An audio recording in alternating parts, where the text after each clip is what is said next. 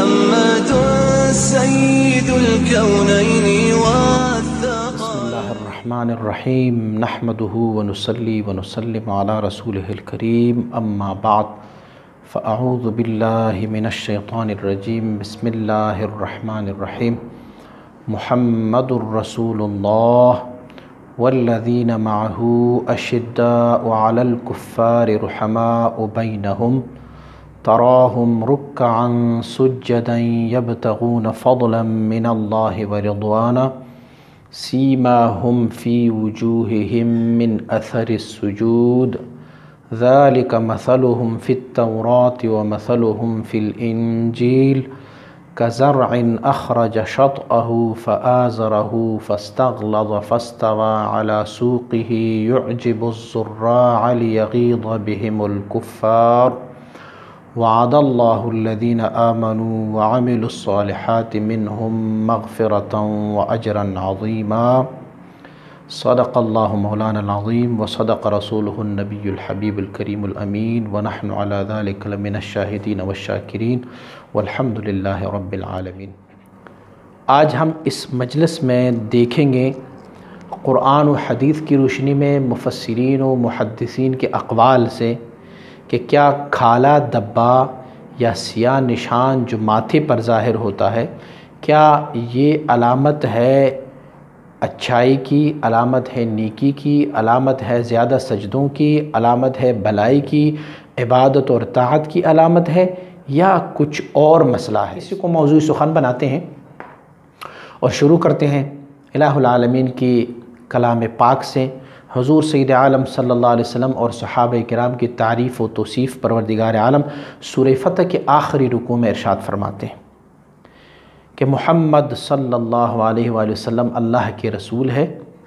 والذین معہ جو حضور کے ساتھ ہے صحابہ کرام، اشداء علی الکفار سخت ترین ہے کفاروں پر، رحماء بینہم آپس میں ایک دوسرے پر بہت رحیم ہے، شفیق ہے، آپس میں محبت کرتے ہوئے. تراہم رکعا سجدا اکثر و بیشتر آپ دیکھتے جائیں گے کہ وہ یا تو حالت رکوع میں ہوں گے یا حالت سجود میں ہیں. یبتغون فضلا من اللہ ورضوانا وہ اللہ کی رضا اور اللہ کی فضل کی طلبگار ہوتے ہیں اور اللہ کی فضل اور اللہ کی رضا کو تلاش کرتے رہتے ہیں. سیماہم فی وجوہہم من اثر السجود ان کی نشانیاں ان کی چہروں میں ہوں گے زیادہ سجدہ کرنے کی وجہ سے. تو ہم دیکھتے ہیں کہ جب ہم زیادہ سجدے کرتے ہیں تو کیا وہ اثر ہمارے چہروں میں سیاہ داغ یا کالے دھبے کی شکل میں ظاہر ہوتا ہے یا کوئی اور وجہ ہے؟ پہلے اس آیت شریف کی جو سیماہم فی وجوہہم کی مضمرات کو ذرا سماعت فرمائیں. سیما کی علامت نشانی ہے اور ہم کا ضمیر راجع ہے صحابہ کرام رضوان اللہ علیہم اجمعین کو کہ ان کی نشانیاں یہ ہوتی ہیں کہ فی وجوہہم ان کے چہروں میں نشانیاں نظر آتی ہیں. عربی میں وجہ اس کی تعریف ہمارے فقہا نے کیا ہوا ہے کہ وجہ منبت الشعر جہاں سے آپ کی بال اگتے ہیں ماتھے میں وہاں سے شروع ہے الی اسفل الذقن آپ کی تھوڑی کی نیچے حصے تک، اور ایک کان کے لو سے لے کے دوسرے کان کے لو سے اس سارے کو وجہ کہتے ہیں من حیث المجموع.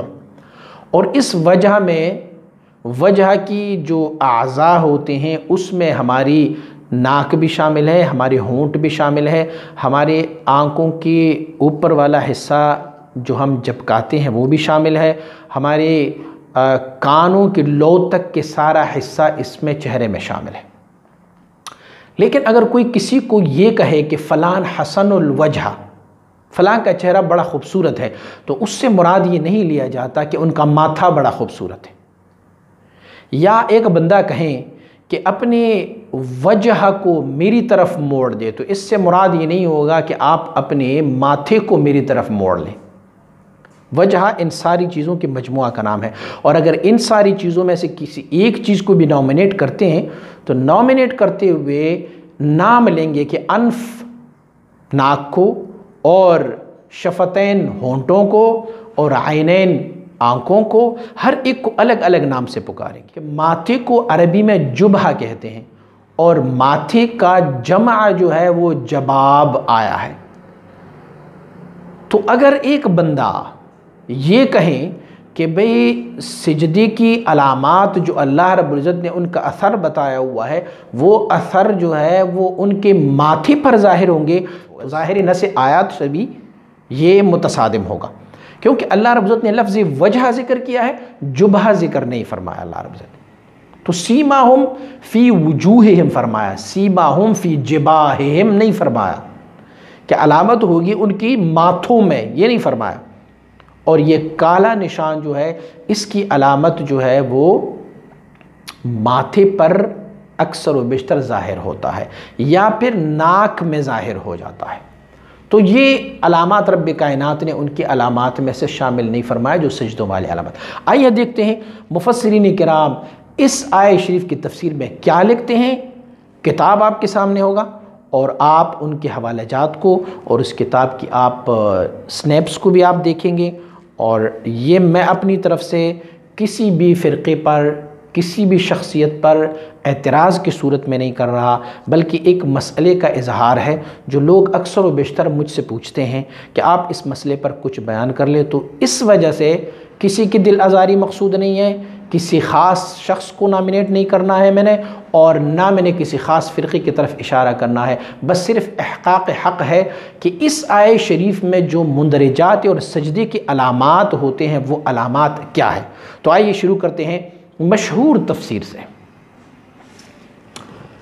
یہ تفسیر ہے جامع البیان عن تعویل آیہ القرآن، اور اس تفسیر کو کہتے ہیں تفسیر طبری، مشہور ہے تفسیر طبری پر، اور اس کا جلد نمبر 13 دارالفکر بیروت سے یہ شائع ہوا ہے۔ وہ سرچ کر سکتے ہیں سورہ فتح میں، اور سورہ فتح کی اس آخری رکوع میں سیماہم فی وجوہہم من اثر السجود، میں عبارت پڑھ کر آپ کو سناتا ہوں کہ کیا عبارت لکھی ہوئی ہے۔ صفحہ نمبر 129 سورہ فتح کی اس آیہ کو آپ فرماتے ہیں سیماہم فی وجوہہم من اثر السجود، اس کی کیا تفسیر ہے؟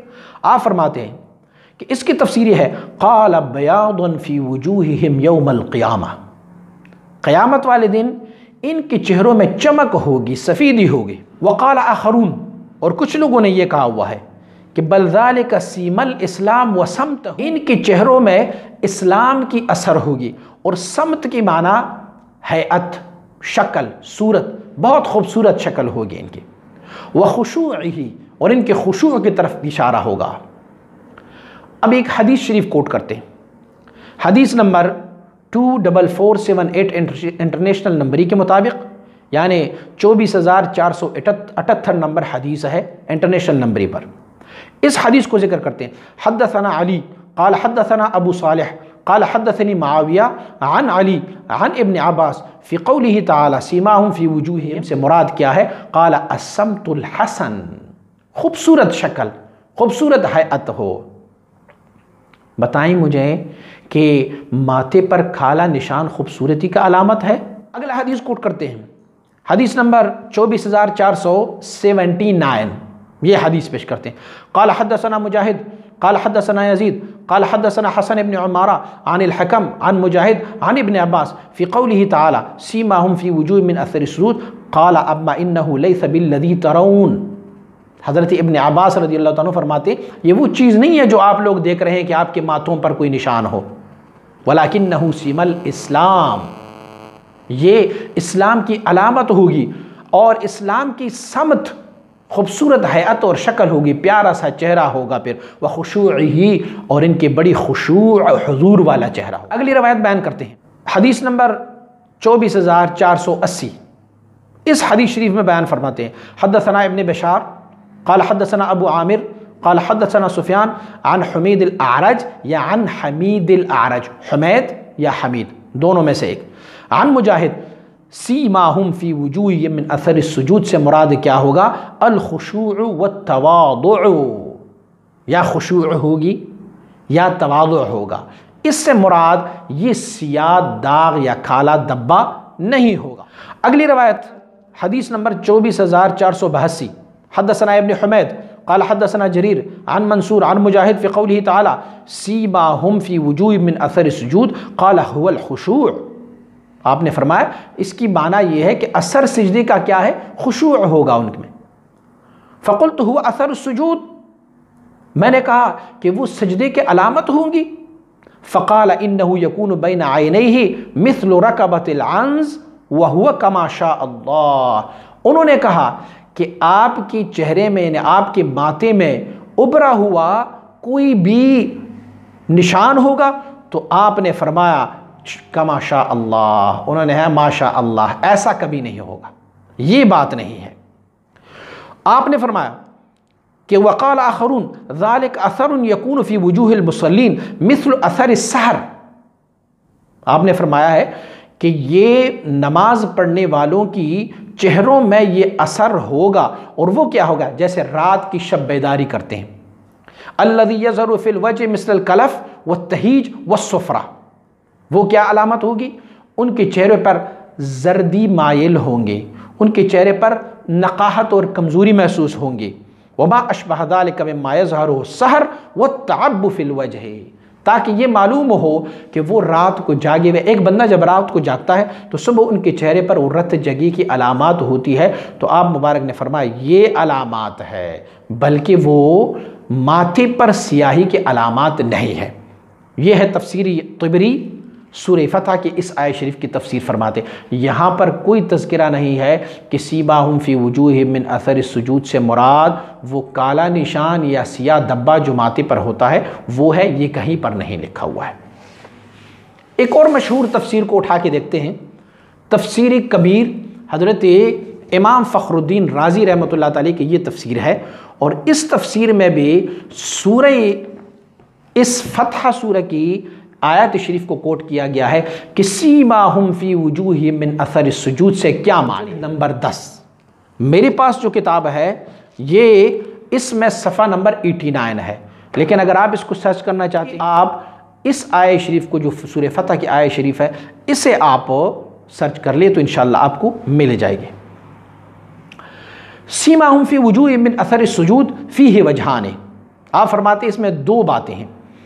احدہما ان ذلک یوم القیامت، ایک تو یہ ہے کہ ان کے چہروں کی علامت قیامت تک، قیامت والے دن ظاہر ہوگی. اور وہ کیا ہوگا؟ اللہ رب العزت نے فرمایا یوم تبیض وجوہ وتسود.